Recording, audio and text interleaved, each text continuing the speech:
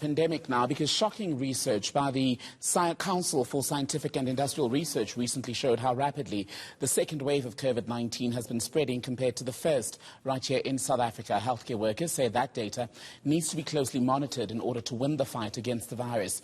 Dr. Ridhwaan Suliman is a researcher with the CSIR. He's joining us now by Skype from Pretoria, I believe. Doctor, a very good evening. Thank you so much for your time. So you have been speaking, yes, I've highlighted the issue of the research on how rapidly the second wave has spread compared to the first, but you've been detailing in the last few days just how the very important positivity rate is giving some hope.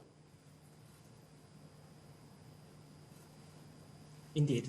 Thanks for having me, Thembekile.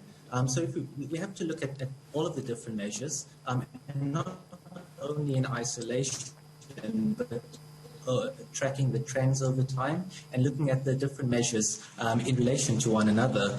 So the case numbers as well as the test positivity are useful indicators, leading indicators in informing us where we are at this stage within the pandemic. In terms of the test positivity that you mentioned, it's a useful indicator to quantify any increase or decrease in cases. Mathematically, it's the number of cases as a percentage of the number of tests. And we can look at that as a daily measure or weekly measure and look at that in combination with cases to see where we're at in terms of the current state of the pandemic.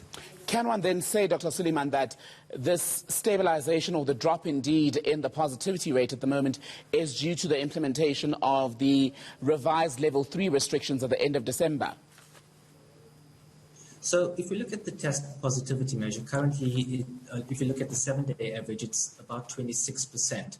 And that number is down 20% as compared to the previous week. What it means is that for every 4 tests that we're conducting, we're finding 1 positive case. We have to look at that measure in relation as well to the number of cases that are currently being reported, because as I said, the test positivity is a function of the cases as well as the number of tests performed.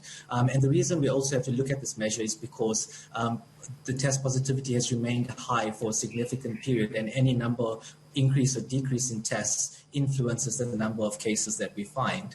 What we're finding just over the last few days is that the number of cases has shown a slight decline, although it's a bit too soon to make any firm conclusions. The fact that both the number of confirmed cases and the test positivity measure are both decreasing are positive signs. And to understand why it's decreasing now, because of the nature of the virus, we have to look at events that happened 2 weeks prior. And 2 weeks ago, we know that we implemented the level 3 regulations across the country. And mobility data confirms that people are complying with the reduction in movement and the limitation in certain gatherings. On top of that, we also know that people are more aware of their affected behavior. So all of that needs to be taken into account when quantifying the numbers that we're currently seeing. Very briefly then, Doctor, because we're beginning to lose our Skype connection to you. The one figure that's been very alarming from the latest data is around deaths. We're seeing deaths of more than 500 in some days, more than 700 people being reported to have died in a 24-hour cycle. How do you then take that and make sense of it in relation to the infections and a positivity rate that appears to be improving? Is it all coming down to the lag, if you will, between the time of infection and when people do ultimately, sadly, pass away? Indeed. So the cases and the test positivity are leading indicators. And after about a 2-week lag, we see the same trend shown in hospitalization data. And the death data lags the cases data. All right, Dr. Suliman, unfortunately, that Skype line, as I was saying, not the best of lines tonight, but thank you so much for speaking to us about South Africa's COVID-19 positivity rate.